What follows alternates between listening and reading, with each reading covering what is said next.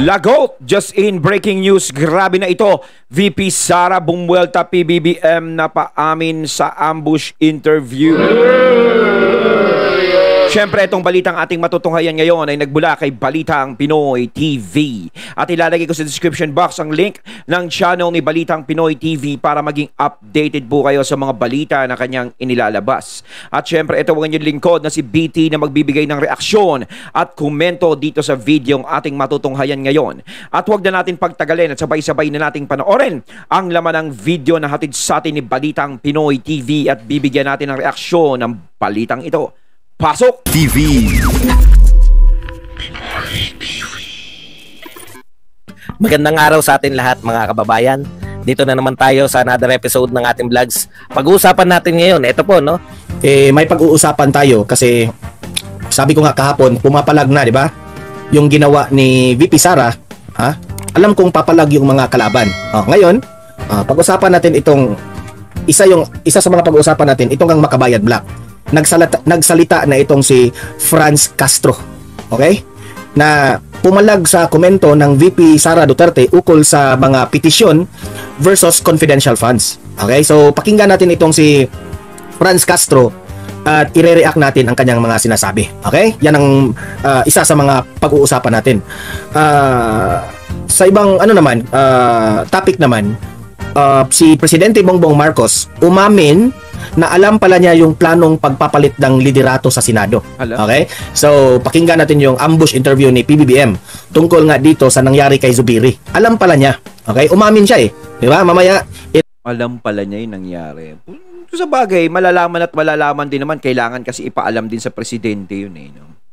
So, talagang si Zubiri talaga ay goodbye na. React at pag-usapan natin. Okay? Yan ang ating mga pag-usapan ngayon. Pero bago ang lahat, bago natin ito pag-uusapan, help me po na i-like, i-share itong ating video sa Facebook at sa YouTube para guys, kakalat naman ito sa taong bayan. Okay? Sabay-sabay nating i-like, i-share, like and share. Ready? 1, 2, 3, go! Go! Ayan, thank you very much. And also guys, paki-subscribe, paki-follow ang channel na ito ha. Paki-subscribe, follow para lagi kayong updated sa mga balita na kagaya nito at ma-update yung mga cellphones ninyo, no? Ma-notify yung cellphones ninyo kung meron tayong bagong breaking news. Okay? Sabay-sabay nating i-follow at i-subscribe in Facebook at YouTube. 1, 2, 3, go! Go! Ayan, madulas yung kamay ko eh. Ayo, okay go. Ayun pala. So, ayan, nakapollow, subscribe na ba lahat? Ayan, ang dami ng mga moderators na nagko-comment. Ayan, simulan na natin kaagad itong ating talakayan dahil tatlo itong ating topic ngayon na pag-uusapan. Okay? So, unahin muna natin itong si Presidente Bongbong Marcos. Umaming alam pala niya ang planong pagpapalit ng liderato sa Senado. Okay? So, Presidente Bongbong Marcos, bakit alabo? Pasok! Inamin ni Pangulong Ferdinand Marcos Jr. na alam nito ang planong pagpapalit ng liderato sa Senado. Nilinaw nito na wala siyang kinausap na alinmang partido tungkol sa change of leadership dahil nasa out-of-town trip siya nang mangyari ang balasahan. So, you meaning to say, alam niya, before nangyari yung kay pagbitiw ni Zubiri, alam niya na mag-change na ng liderato. So parang walang nangyaring pagkontra, no? Kasi kung ikaw syempre, kung ba't nyo papalitan ganito, 'di ba? Pero talagang napalitan si Zubiri, ibig sabihin parang alam niya lang pero hindi siya nagbigay ng ng kanyang komento, tanong, 'di ba? Ganun ba 'yon? Hindi pa siya nagbigay ng ganun. Bakit mo alam, Mr. President? May usap-usapan na ba? Binanggit ng Pangulo na nabibigyan lang siya ng detalye tungkol sa nangyayaring proseso sa pagpapalit ng liderato sa Senado. Tumanggi namang magbigay ng reaksyon si Senator Zubiri sa naging pahayag ni Pangulong Marcos. Habang wala namang... kasi sa isang interview rin ni Zubiri, para ring nagtatampo si Zubiri kasi ito yung nangyari. Yung mga senador na gustong palitan na itong si Zubiri, ang Malacanang walang ginagawa. Meaning, hinayaan lang ng Malacanang na mapalitan si Zubiri. Yung sinabi ko nga kanina, parang walang tanong. Bakit nyo papalitan? Ano ang nagawa niya? Ang mahirap kasi dyan, di ba? Kunwari may nagsasabi sa Pangulo natin na ganito, yung mga alitap-tap. Yung alitap-tap, malakas ang espiritu niyan. Sabihin ako, walang ginagawa yan si Zubiri, ganito. Ano pinaggagawa, dami mga pinagkokontra niyan.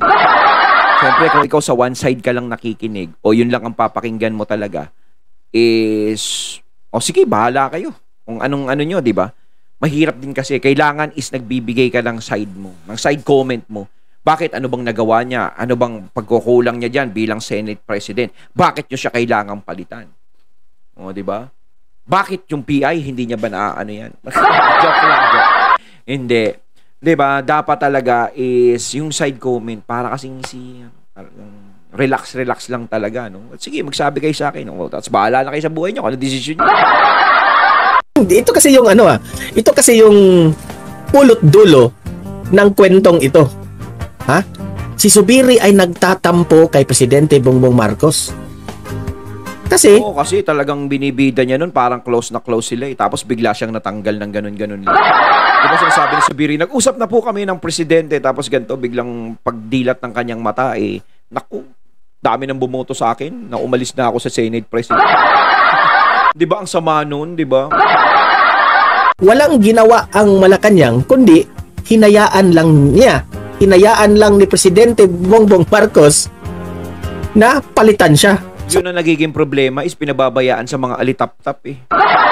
Kaya lalong nagkakaproblema eh, di ba? Dapat kasi mismong si PBBM nang kumilos sa mga ganyang bagay. Alam natin na ang trabaho ng isang pangulo ay talagang napakahirap. Kumbaga pasan mo ang daigdig diyan eh. Parang ganoon. Pasan ko ang daigdig. Di ba? Pero kung may mga ganyang klaseng problema, gaya yan sa Senado, hindi naman masama siguro na pakialaman. 'Di ba? Mas maganda kung lilinawin kung ano ba talaga ang nangyayari diyan kaysa makinig dun sa mga alitap-tap. Kasi kung yung mga alitap-tap talaga, sinasabi ko nga, ang lakas ng mga espiritu ng mga yan kung sila lang ang papakinggan. 'Di ba? Kasi nawili sila eh. Kung ano yung hinihiling nila, yun ang nangyayari. 'Di ba? Kung sino yung nirereklamo nila, 'di ba? Yun ang 'di ba? Walang kahit na anong kontrang nangyayari. 'Di ba? Kaya dapat is magkaroon ng sariling desisyon si PBBM sa mga nangyayari. Kasi nga, is siya ang lumalabas na masama dito eh. Yung mga alitap-tap ang gumagawa ng kung ano-anong desisyon, pero tumatalbog sa ating Pangulo ang nangyayari kung hindi maganda yung kalalabasan ng resulta. 'Di ba? Siya ang nagsasaper. Pangalan niya ang nasisira. Kaya kailangan talaga is ang Pangulo natin is magsalita, magkaroon siya ng sariling desisyon niya na hindi nang gagaling doon sa mga alitap-tap. Kung may magsalitang mga alitap-tap sa kanya na ganito, ganyan sumbong, kailangan siya na, kailangan tignan ko muna kung ganyan, di ba? So meaning to say, it's very obvious, Mig Zubiri, alam kong dati mo na yung sinabi na your heart is broken, pati yung presidente ng Pilipinas, ayaw na sa'yo. Pero kasi sinasabi para kasing maigpit si Zubiri. No, baka may side day na nirereklamo na talaga siya ng mga kapwa niya senador bilang Senate President. Syempre minsan sinasabi, pag masyado kang sakal na sakal, kailangan mo nang lumaya sa isang relasyon. Hugot pa natin ng konti yun. Pag ikay sakal na sakal, baka mamaya nasasakal na yung ibang senador sa kanya. Sa sobrang higpit niya, gaya kay Senator Bong Revilla, na alam naman na bagong opera yung paa. Tapos sinasabi, gising ka pa naman, parang ganito. Diba? Baka mamaya na-open sila ng ganyan. Diba? Sobra namang higpit nito. Kapag, kailangan wala ka sakit. Kahit may sakit ka, kailangan pumasok. Diba? Bawal magpahinga. Kung merong bawal lumabas sa kanya, bawal magpahinga. Baka isa din yun sa nag-trigger kung bakit bumoto yung mga senador na mapalitan siya. Diba? Accept the reality. Ganun talaga eh, di ba? Kung ano man yung naging dahilan, kasi sabi ni PBBM, alam niya. Imagine that one, alam niya bago ito nangyari. So may umabot ang kwento sa presidente. Marites rin. Itong si PBBM, marites rin pala. So, alam ni presidente. Ngayon, alam natin na ang Malacanang has also a great influence tungkol dito. Pwede itong pigilan ni PBBM kung sa totoo lang. Pwede niyang pigilan, impluwensyahan ang mga senador na kung gusto niya pa si Zubiri, pwede niyang sabihin na bakit niyo papalitan yan. Yun yung Iwasan na sinasabi yung ko. mga yung mga Kailangan yung sariling desisyon niya talaga. Kasi kung ipapaubaya niya lang talaga yan sa mga alitap-tap, ay sigurado matatanggal yun. 'Di ba? Kasi yun nga yung gusto nilang mangyari. Kailangan talaga is maging mausisa si PBBM sa nangyayari. Kasi baka mamaya matino na yung gustong ipatanggal. 'Di ba? Kung sa bagay, kung sino yung matino, yun ang gusto nilang tanggalin. chismis na yan, napalitan nyo. Ayaw kong palitan yan. Pwede yan. Pero, si PBBM, bakit sa insaktong sitwasyon, hindi siya nangingialam? Di ba? Lagi naman itong nangingialam itong presidente, pero this time, hindi. Hinayaan niya na matanggal si Zubiri. Tessie Rubejes, hello po, yung ating moderator. Hinayaan niya. Sabi ni Sandy Escolar, kaya nga Don Mar, nakahanda na si Hart. Nandun na siya. Di ba? Nakahanda na si Hart, Alam na ni Hart. So, masakit kay Zubiri. Walang ginawa ang Malacanang. Lalabas na komentaryo si Senator Escudero. The decision to change the leadership is not made by me. Hindi raw made by him. Hindi siya umamin, dahil it's not made by you, Mr. President, kasi So parang Poncio Pilato yung dating. No? Kumbaga, labas ako dyan, hugas kamay ako dyan. Sila na ang bahala dyan kung ano magiging desisyon. 'Di ba? Nako. Pero kung sa akin lang kung ang dahilan nito ay PI, kung isa sa dahilan ay PI, yung pagsusulong nun, na kinokontra ni Zubiri, si Chis nga naman, 'di ba, nakikita naman natin noon, is kontra siya sa PI. Sa tingin nyo ba, kung bago na ang Senate President, makakalusot na kung ano man yon yung PI na yon? No? Kasi kapag nakalusot yun, sa kabila ng sinabi ni Cheese na kontra siya doon, alam na this. Kung siya ba ay merong isang salita, 'di ba? Kung kokontrahin niya ba yan o hindi? O hindi! gusto mo lang, di ba? Pero, kung hindi papabor sa inyo, pwede mong supilin, di ba? Wag yung yan. Kaalyado ko yan. Wag yung palitan. Kaalyado ko yan. Pwede, di ba? Pero, it's not made by you, pero hinayaan mo. Ang tanong, Mr. President, lagi kang nagbabanggit ng unity team. Akala ko ba unity kayo dyan? Bakit hindi mo ipinagtanggol si Zubiri? Di ba? Yan ang malaking tanong. Bakit hindi mo ipinagtanggol si Zubiri? Yung unity nga, nawala na yung unity team. Naging rumble team. Yung mga original talagang unity team talaga, yung mga kasama ni PBBM since day one, nawala. Napalitan ng mga rumble team. Mas lalo lang gumulo grabe. Unity team kayo Sa panahon ng kampanya, lagi mong ibinida si Zubiri. Na si Zubiri ay magaling, di ba? Pero ngayon na ayaw na ng mga senador si Zubiri, wala ka man lang ginawa, hindi mo ipinagtanggol. Kaya nga lagi kong sinasabi na yung mga propaganda ninyo na unity team kami, itong mga aming campaign na kaalyado, dapat unity, ito yung di ba? Isa ito sa Doon sa kaalyado, walang unity team. Doon sa kalaban, may unity team. Ang nayu-unity, mga kalaban Kung sino yung talagang kalaban nila na kumukontra sa kanila noon, yun na naging unity. Ang gara naman kasi. Naku naman. Mga sinasabi ko sa inyo na kanilang propaganda, nagpa-promise sila pero hindi nila ginagawa. Itong administrasyon ni PBBM, itong administrasyon ni Marcos, promises are made to be broken. Promise pa kayong unity team kayo, pero syempre si Zubiri masasaktan rin siya. Kasi akala niya kaalyado nyo, akala niya unity team kayo. Ako wala akong kinakampihan rito. Huwag kang mag-alala, Zubiri, hindi ka nag-iisa. Marami kayong mga kasama talagang since day one ang natanggal dyan. Ang gusto ko lang punahin, I don't care kung sinong tama o mali sa kanila basta ang pupunahin ko dito yung campaign promise nila na unity team sila, unity sila. Paano naging unity yan? next time, Mr. President, I don't believe in words. I believe in actions. Okay? Yan ang mahirap sa iyo, Mr. President eh. Ang bibig mo lang ang gumagalaw, pero yung action mo, wala. Sa totoo lang. Sa totoo lang. Kumbaga, para nagkakaiwanan sa ere, no? Parang kay VP Sara nga, kaya lang naman nagalit si Tatay Digong, di ba? Parang naiwan sa ere si VP Sara, pinabayaan ng ganito, pinabayaan ng ganyan. Pero nakita naman natin para mag-close pa rin sila, si VP Sara at si PBBM. Pero nga yung inaano, parang napabayaan mo sa kabila ng binabanatan siya ng mga kongreso, di ba? Kung ano-anong sinasabi sa kay VP Sara. Kaya si FPRRD talagang umalma talaga. Kasi wala nang ibang magtatanggol kay VP Sara bukod sa mga taong bayan eh, kundi yung sarili niyang pamilya. Diba?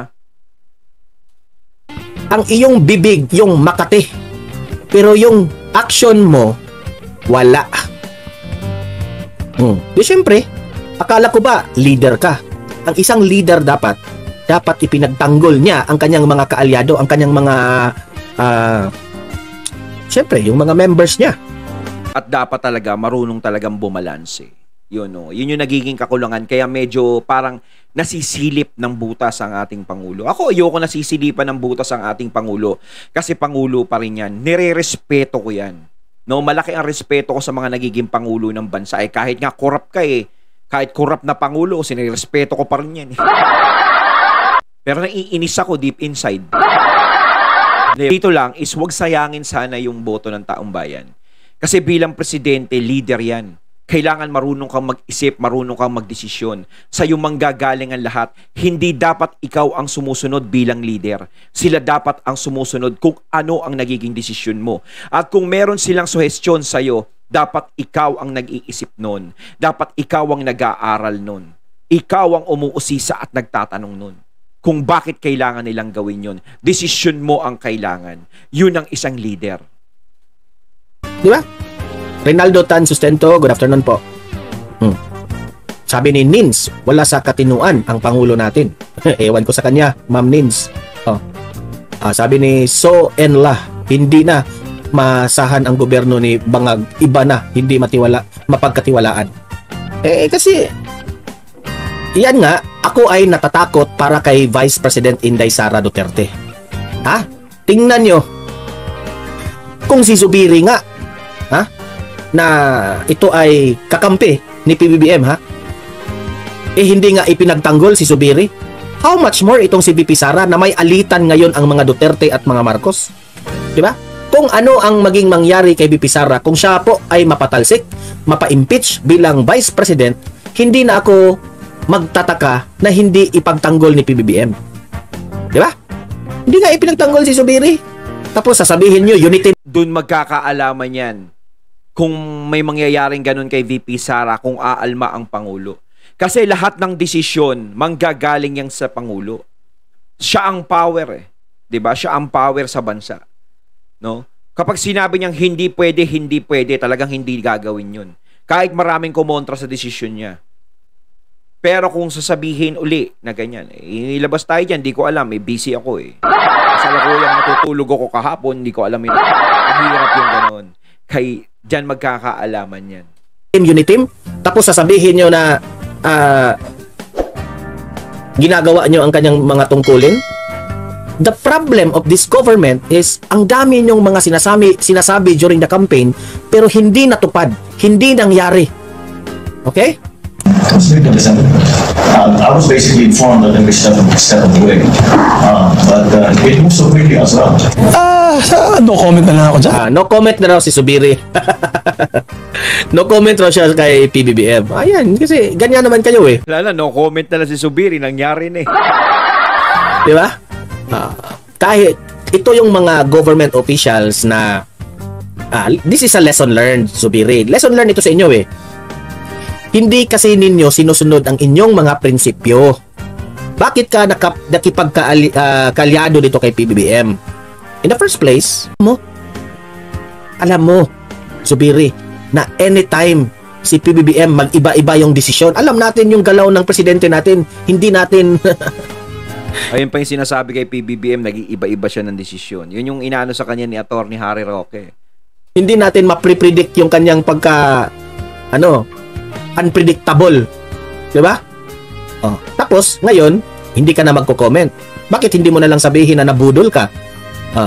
Bakit hindi mo na lang sabihin na ikaw ay nagtatampo kasi hindi ka ipinagtanggol? 'Di ba? Ang tanong ko sa iyo, Zubiri, matino ka bang nagtatrabaho? Matino ka bang nag-handle dito sa mga members mo sa Senado? The fact na koma-koma yung mga sinasabi mo tungkol kay Revilla, insulto yun. Insulto yun eh. Tapos ngayon, itong gulo na ito, remember ha, itong gulo na ito, this is within the UNITEAM. Hindi kasali dito yung mga kaalyado ni Duterte. Sina Bato, sina Robin Padilla, Bongo, wala. So I will always blame on the side sa kay Marcos dito. Kasi kung ano yung ginagawa ni Zubiri, it really reflects on Presidente Bongbong Marcos. Kaalyado nyo to, UNITEAM ito. UNITEAM kayo. Di ba? Pero wag na tayong magbulahan. Si Robin Padilla, Bongo at si Bato, hindi na ito UNITEAM. Kaalyado ito ni Duterte. Kung ano ang naging prinsipyo ngayon ni Duterte, doon sila Bato. Doon pa rin sila. Hindi Nakita naman natin, bumubukod talaga sila eh. Sila Robin, si Bato, di ba? Si Bongo. Nakikita natin talaga na sumusuporta pa rin talaga sila kay FPRRD. Kaya nga sinabi ni Robin nun eh, kung sakaling ipapakulong ng ICC o ulihin si Tatay Digong, sasama na lang si Robin eh. O mas maganda pa nga raw makulong doon sa ibang bansa. Siyempre si Robin, experiencado na. Diba? Muntinlupa pa, mas mahirap, diba? Naranasan ni Robin Padilla yon. Kung doon nga naman sa ibang bansa, at least nasa ibang bansa sa nakakulong, sosyal. Ayaw kakampi. Bato, Bongo, itong si Robin Padilla, sino pa ba? Si Tolentino, Duterte ito eh. So kung ano yung mga sinasabi ni Duterte sa Maisog Rally, itong mga senador na ito, mag-a-agree ito. So meaning to say, hindi kayo kaalyado ng Marcos administration. I mean the Marcos party. Ayon, at ating natunghayan ng video na nagmula kay Balitang Pinoy TV at syempre yung boses na yon na ating natunghayan na nagmula kay Don Mar TV. Ayan na talagang kawawa si Zubiri dito para na pagtulungan. Sino na naman kaya ang susunod na tatanggalin? Commentan po kayo mga katunay sa comment box sa inyong mga sasabihin. So once again, I'm BT and I'm out. Peace.